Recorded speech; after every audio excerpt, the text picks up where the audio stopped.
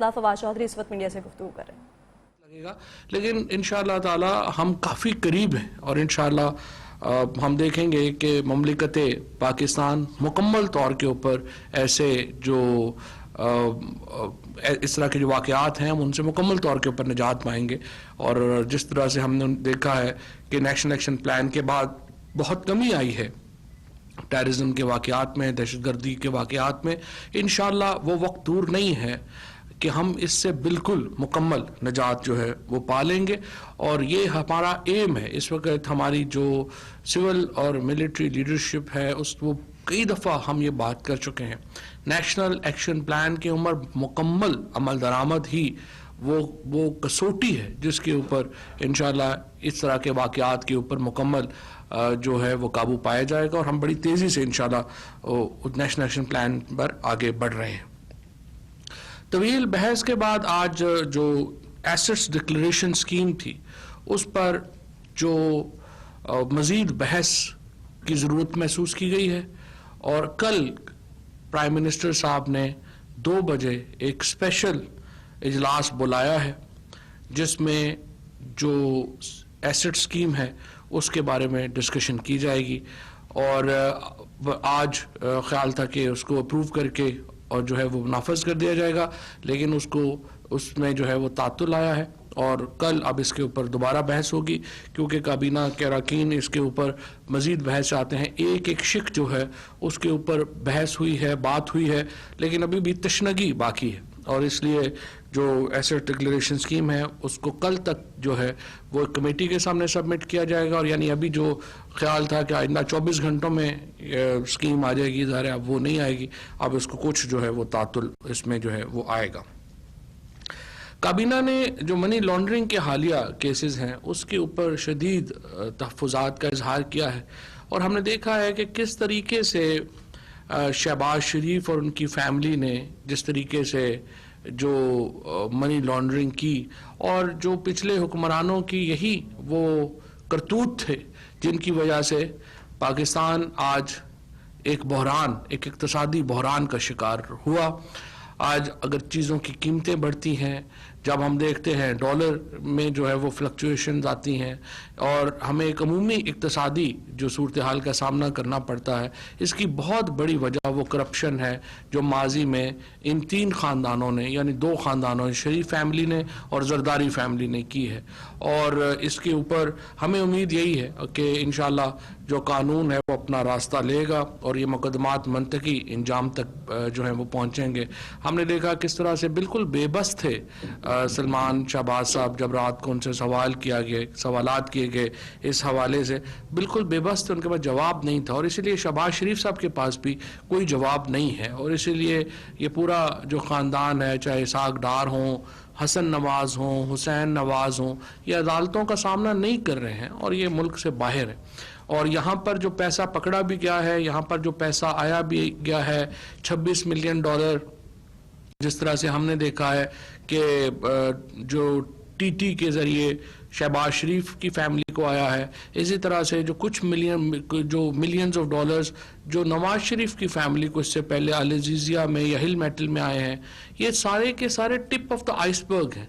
ये पूरा हुजम आपको सिर्फ अंदाज़ा आप इससे लगा सकते हैं कि इनका कितना पैसा बाहर पड़ा होगा अगर ये $26 मिलियन, $30 मिलियन डिक्लेयर करके पाकिस्तान लाते हैं और उसके पीछे ये हालत है कि सारे की सारी जायदाद जो है वो हमजा शहबाज साहब की 99% जो डिक्लेयर एसेट्स हैं वो टीटी के ऊपर हैं। हमजा शहबाज के 95% एसेट्स जो हैं वो टीटी के ऊपर बेस हैं। नुसरत शहबाज साहिबा के 85% जो हैं वो बाहर से आने वाले पैसों के ऊपर है। इसी तरह से जो बाकी बेटियां हैं, जो बहनें हैं, उनकी जो 100% एसेट्स हैं वो बाहर से आने वाले पैसों के ऊपर हैं। यही हाल बाकियों का है। यही हाल आप देखते हैं कि हमने देखा है कि पीपल्स पार्टी की जो लीडरशिप है उसका भी यही हाल है।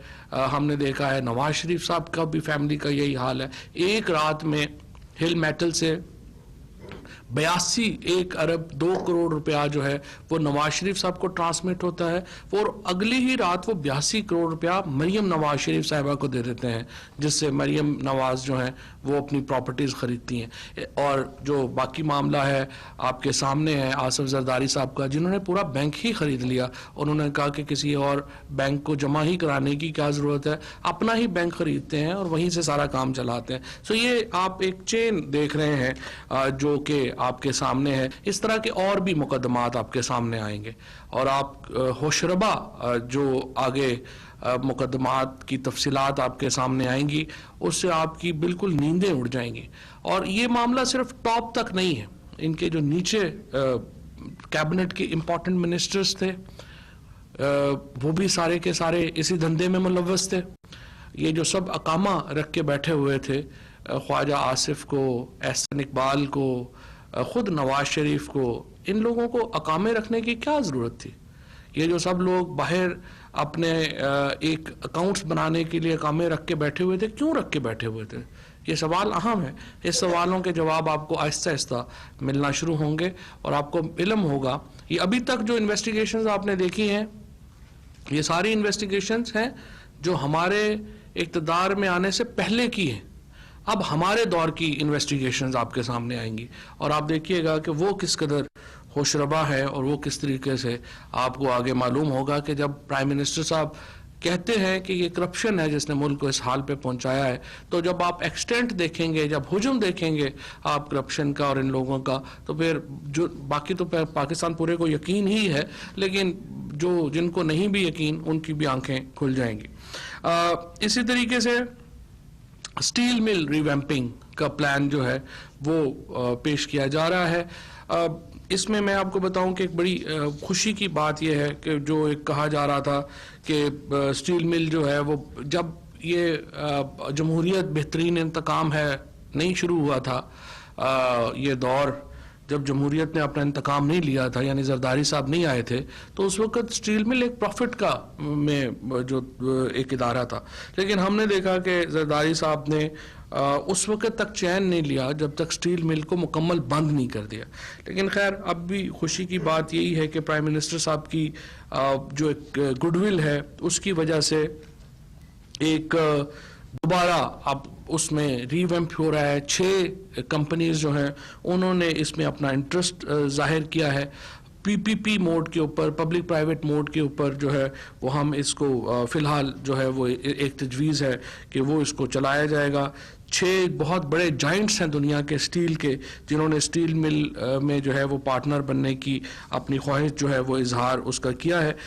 इस वक्त जो मैक्सिमम जो प्रोडक्शन कैपेसिटी है स्टील मिल की वो 1.1 मिलियन टन है, जिसको 3 मिलियन टन तक जो है वो बढ़ाया जाएगा। हमारी डिमांड जो है वो 9 मिलियन टन के करीब है, तो अभी काफ़ी इसमें है कैपेसिटी के। इसके साथ सिर्फ हमने ख्याल करना है कि हमारे जो प्राइवेट स्टील मिल के जो लोग हैं उनका बिजनेसेस मुतासर ना हो और उनको उनके मफादात जो हैं वो मुतासर ना हो। इसके साथ साथ ऑडिटर जनरल पाकिस्तान की जो ऑडिटर जनरल का जो ऑफिस है वो उसकी कैपेसिटी बढ़ाने का मामला है, और प्राइम मिनिस्टर साहब ने और वफाकी काबीना ने ये एक टास्क सौंपा है डॉक्टर इशरत साहब को। 2 माह में वो इसकी रिपोर्ट सबमिट करेंगे कि किस तरह से हम ऑडिटर जनरल का जो ऑफिस है उसको मजबूत भी बनाया जा सके और उसकी कैपेसिटी इन्हेंसमेंट की भी ज़रूरत है।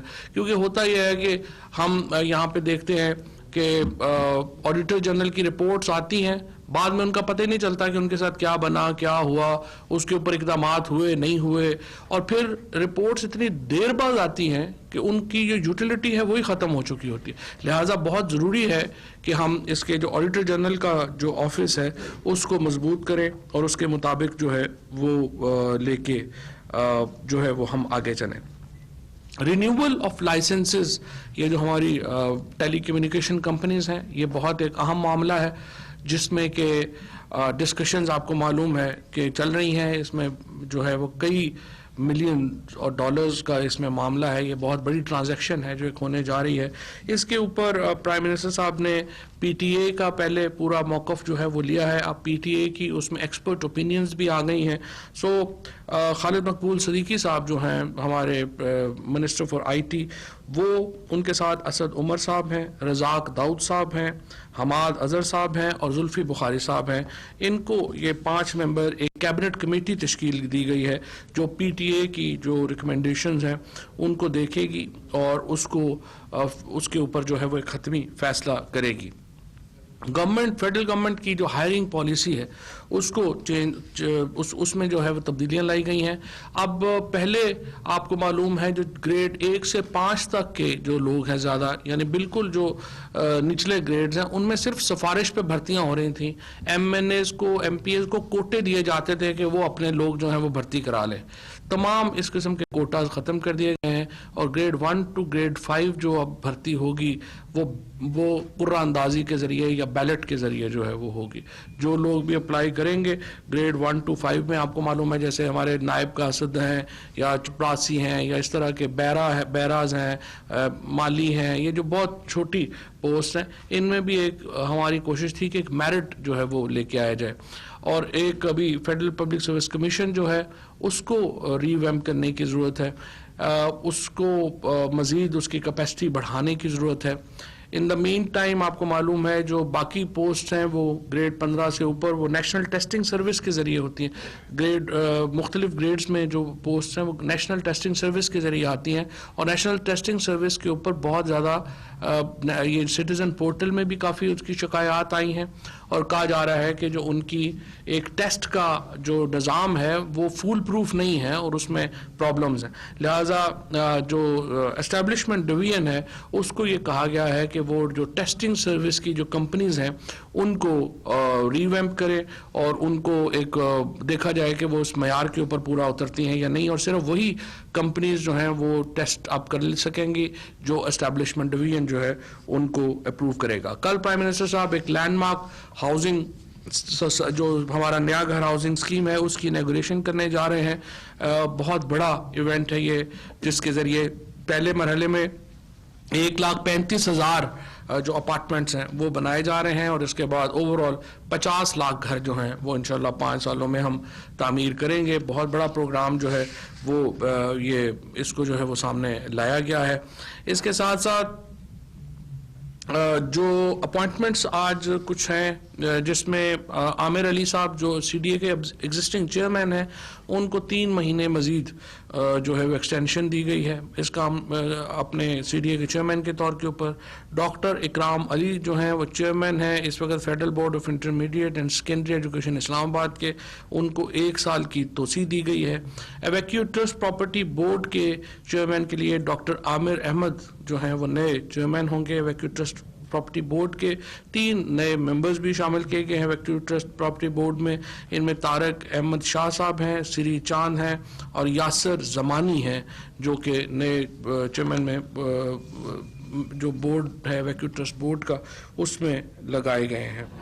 तो फिलहाल इसके अलावा एक और इम्पॉर्टेंट चीज़ जो एक फैटफ की रिक्वायरमेंट भी थी उसको भी हमने मीट किया है और अब जो CTD है प्रिवेंशन काउंटर टेररिज्म डिपार्टमेंट्स को इख्तियार दिया गया है कि वो मनी लॉन्ड्रिंग का जो मामला है उसको वो देख पाएंगे।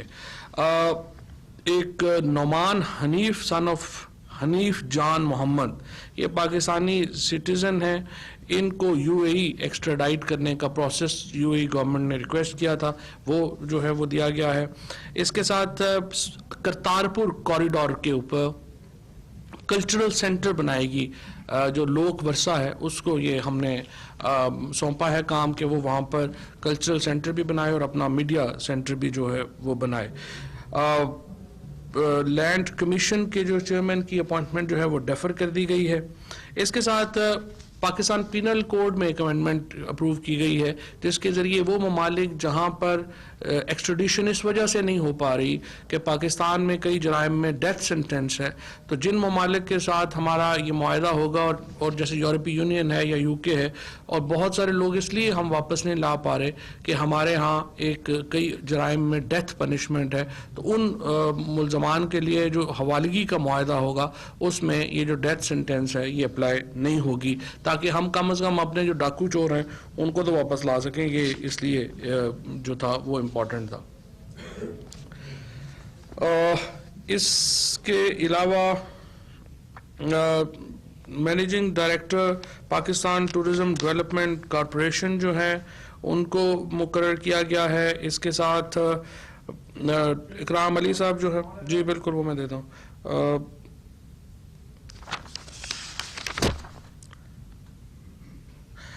डिप्टी डायरेक्टर जनरल फाइनेंस जो हैं और सैयद मसूद रिजवी, उनको Pakistan standards and quality control authority का चेयरमैन जो है वो बनाया गया है। बाकी MOUs हैं वो तो रूटीन में है, वो तो आ जाएंगे। ये है जी आज की हमारी काबीना की। जी नाम जी शहबाज शहबाज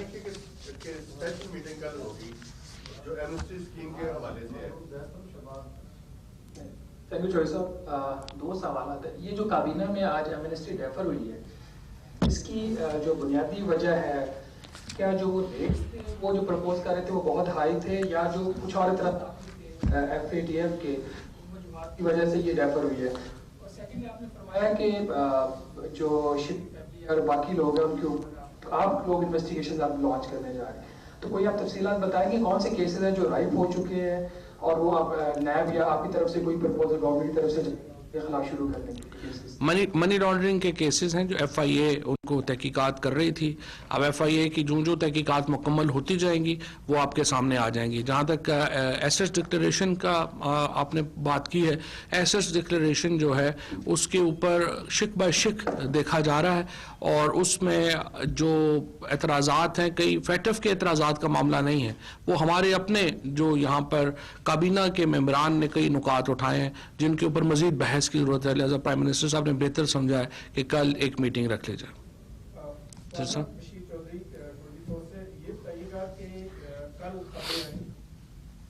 काबीना में रद्द-ओ-बदल के हवाले से अगर से आपकी तरदीद की, लेकिन मीडिया पे खासतौर पर रात को प्रोग्रामों में इस अंदाज से जो है वो बहस छिड़ी है कि आपकी तरदीद ने जो है वो काम नहीं किया, तो बताएंगे कि इस वक्त है चल क्या रहा है कैबिनेट के अंदर, कि क्या वाकई ही कुछ रिशफलिंग होने जा रही है?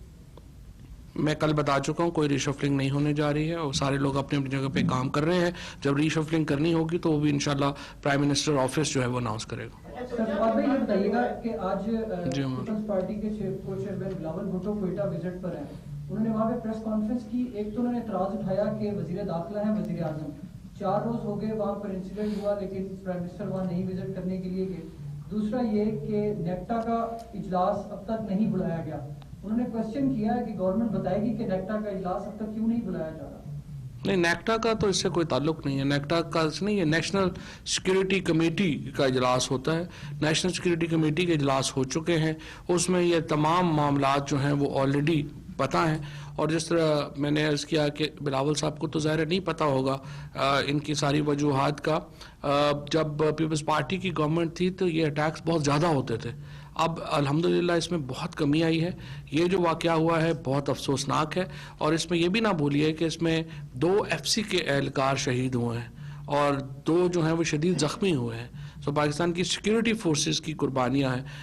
इंशाअल्लाह ताला हमें इन वाक़यात के ऊपर पूरी तरह काबू पाना है। मुझे नहीं लगता कि कोयटा जैसे वाक़यात के ऊपर पॉलिटिक्स करना कोई मुनासिब बात होगी। बिलावल साहब को ठीक है, वो एक पॉलिटिशियन है, वो जरदारी साहब पॉलिटिशियन है, वो अपनी पॉलिटिक्स करें, लेकिन मुनासिब नहीं है कि इस वक्त आप जाएँ और कोयटा पे जाके आप इस तरह की सियासत करें।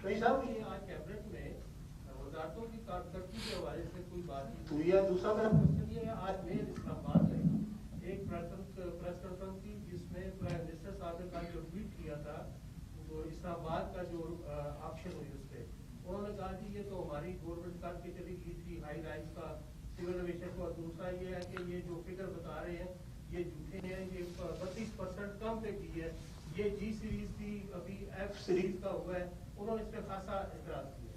देखिए, मुझे जो हमें फिगर्स जो है, पहली बात तो ये है कि मेयर का ऐसे ताल्लुक नहीं है, तो सीडीए ने किया है, और सीडीए ने जो फिगर्स हैं जो दी हैं, और सीडीए की फिगर्स के ऊपर अभी जो है वो कैसे डाउट किया जा सकता है, या तो उसकी वो कोई डॉक्यूमेंट दें कि ये उससे कम है जिस पे वो सीडीए बता रहा है। सीडीए ज़्यादा बेहतर पोजीशन में होगा आपको बताने का। जहाँ तक इस बात का ताल्लुक है कि हम ही पहले कर गए थे हर चीज़, तो मुझे नहीं पता कि वो कहाँ पे कर गए होते, हो सकता है उनको रात को ख्वाब आते हो। मिस्टर साहब, लास्ट जो कैबिनेट मीटिंग हुई थी, वजारतों की कारकर्दगी के बारे में लास्ट जो कैबिनेट मीटिंग हुई थी उसमें इतलात है कि एक ऐसी समरी की मंजूरी दी गई है जिसमें पाकिस्तान स्पोर्ट्स बोर्ड के जो डायरेक्टर जनरल हैं वो उनकी तैनाती होनी है। हुआ उसमें ये था, वो समरी पिछली गवर्नमेंट ने बनाई थी, जिसमें जो जेल में मौजूद है डायरेक्टर जनरल अख्तर गंगेरा, उनकी सीवी सामने रख के वो बनाई गई थी, जिसमें 62 साल उम्र। डीजी स्पोर्ट्स बोर्ड का मामला मैं आपको बताऊं, प्राइम मिनिस्टर साहब एक टास्क फोर्स बना चुके हैं, उस नहीं वो टास्क फोर्स की रिकमेंडेशंस आएंगी तो उसके बाद स्पोर्ट्स की एक पूरा रीवैम्प कर रहे हैं वो सिस्टम। अभी पिछली असेंबली का मुझे नहीं पता है, इस में ना अप्रूव हुई है ना उसमें हुई है। जी जी सनाउल्लाह सर, ये 2-3 सवाल है। नहीं, एक ही करो सर, जरूरी है। ओके। एक तो जिस तरह कल खबरें चली हैं, कुछ चैनल ने चलाई हैं, लेकिन ये तो मुंह पे टेप तो नहीं लगा सकते, जो बोलेगा वो बोलता रहे, क्या करें। आपके पास वज़रा फोन करके जब रिपोर्टर को खबर देते हैं, किस रिपोर्टर को फोन किया और किसने किया? मैंने नहीं चलाई, मैंने उनसे कहा कि रिकॉर्ड चलाऊंगा, उन्होंने मना कर दिया। तो इसकी वजह क्या है? मैं सिर्फ क्वेश्चन पूछ रहा हूँ कि वजह क्या है कि नहीं, आपको किस वजीर ने फोन करके कहा? मैंने, अगर वो मुझसे एग्री करता तो मैं उनका नाम चलाता और खबर चलाता, वरना नहीं चलाता। नहीं, आपको एक वजीर साहब ने फोन करके कहा कि आप ये खबर चला दें कि काबीना में चेंजेस हो रही हैं? सर, मैं एक आपको बात, आपने मुझे तो फोन करके नहीं पूछा। आप मेरा फोन ही कभी नहीं उठाया। नहीं, मैं तो हमेशा कभी फोन नहीं उठाया। दूसरा सर, ये एमनेस्टी का बता दें, एमनेस्टी की टाइम पीरियड कितना रिकमेंड कर रही है मिनिस्ट्री ऑफ फाइनेंस या पीआर, कि 2 महीने होगी, 30 दिन होगी। सेकंड, आपने जो एक जवाब दिया है वो ज़ाब्ता फौजदारी में जो अमेंडमेंट कर रहे हैं, अब कितने लोग हैं जो आपकी डिमांड पे एक्स्ट्राडिशन जिनकी होनी है? क्योंकि मेरा जहाँ तक मालूमात है, ये यूरोपीय यूनियन की डिमांड थी कि ये शिक शामिल की जाए ताकि जो उनके कुछ ट्रेड के हवाले से इश्यूज हैं वो क्लियर हो सके। देखिए, बात यह है कि जो एक्स्ट्रेडिशन में जाहिर है कि आपको मालूम है, एक तो अल्ताफ हुसैन का केस भी पेंडिंग है, अल्ताफ हुसैन को भी वापस लाना ज़रूरी है। इसके अलावा इसाक डार हैं, हुसैन नवाज़ हैं, हसन नवाज़ हैं, ये भी पाकिस्तान के दिए हुए तोहफे हैं बरतानिया को, जो हम उनसे वापस चाहते हैं, और हम चाहते हैं कि हमें वो वापस करें ताकि हम अपनी तफ्तीश जो है वो मुकम्मल कर सकें। सो इंशाल्लाह काफ़ी लिस्ट जो है वो बढ़ती जा रही है। अब देखते हैं बाकी एजवेयर रोड के ऊपर किन किन की प्रॉपर्टीज़ हैं, सबके दिल धड़केंगे आज ये आपके इस सवाल की तफसील के बाद कि पीपीसी में जो अमेंडमेंट आ रही है, काफ़ी सारी लाइनें इंशाल्लाह जो है वो लगेंगी। टाइम पीरियड जो है वो मैंने जिस तरह कहा कि कल डिटेल जो है वो उसके ऊपर बात होगी। वैसे नहीं, अभी फिलहाल जो मीटिंग है वो कैबिनेट मीटिंग नहीं है, कंसल्टेटिव मीटिंग है कैबिनेट के उन मिनिस्टर्स की जिनके आप समझिए कि कंट्रीब्यूट अपना करना चाहते हैं इस मामले में। वफाकी वज़ीर इत्तलाअ फवाद चौधरी मीडिया ब्रीफिंग दे रहे थे।